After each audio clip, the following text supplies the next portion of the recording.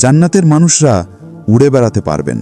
অসীম উপত্যকা, সবুজ বাগান, পাহাড়, প্রাসাদ সবকিছুই জায়গায় ভ্রমণ করতে পারবেন ইচ্ছামতো। চিন্তার গতিতে চলবে তাদের গতি, যেমন আত্মা এক মুহূর্তে দূরতম স্থানে পৌঁছে যায়। হ্যাঁ, জান্নাতের মানুষরা পাখির মতো উড়ে বেড়াবেন। দেখবেন এমন দৃশ্য যা কোনো মানুষ কখনো দেখেনি। বাগান, নদী, পর্বত, মুক্তোর প্রাসাদ সবকিছুই এক নবীন সৌন্দর্যে ভরা। তারা তাদের প্রিয় বন্ধুদের সঙ্গে মিলিত হবেন, একসাথে বসবেন, খাবেন, পান করবেন আর গভীর আলাপচারিতায় মগ্ন থাকবেন, যা দুনিয়ার যে কোনো বন্ধুত্বের চেয়ে অনেক বেশি সুখময়। তারা নবীদের সঙ্গে সাক্ষাৎ করবেন, সাহাবাদের গল্প সরাসরি শুনবেন। প্রতিটি মুহূর্ত কাটবে আনন্দে, শান্তিতে ও তৃপ্তিতে। এই অসীম ভোজ ও সমাবেশে এমন আনন্দ ও পরিপূর্ণতা অনুভূত হবে যা পৃথিবীর সবচেয়ে বড় যন্ত্রণা, একাকিত্ব, তাকে চিরতরে মুছে দেবে।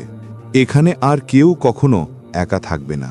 কোনো অচেনা, দরিদ্র, অসুস্থ বা বন্দী মানুষ নয়। সবার মুখে থাকবে আলোর হাসি। দুনিয়ার সব কষ্টকে স্মরণ করে তারা বলবে, আমার প্রভু যা দিয়েছেন তার তুলনায় দুনিয়ার সব দুঃখ কিছুই ছিল না। জান্নাতে প্রবেশের পর প্রথম যে খাবার পরিবেশন করা হবে তা হবে এক মাছের যকৃৎ।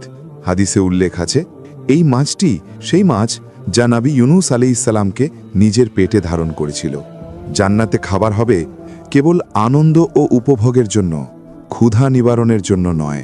কোরআন ও হাদিসে জান্নাতের খাবারের বর্ণনায় এসেছে পাখির মাংস, ফল যেমন ডালিম, আঙুর, চেরি, কলা ও খেজুর। পানীয় থাকবে সোনার পেয়ালায় দুধ, মধু, স্বচ্ছ পানি, কাফুর ও অন্যান্য মিষ্টি পানীয়। জান্নাতের মানুষ এই সব অনুগ্রহ থেকে নিজেদের ইচ্ছে মতো চিরকাল উপভোগ করবেন। কখনো ক্ষুধা বা তৃষ্ণা অনুভব হবে না।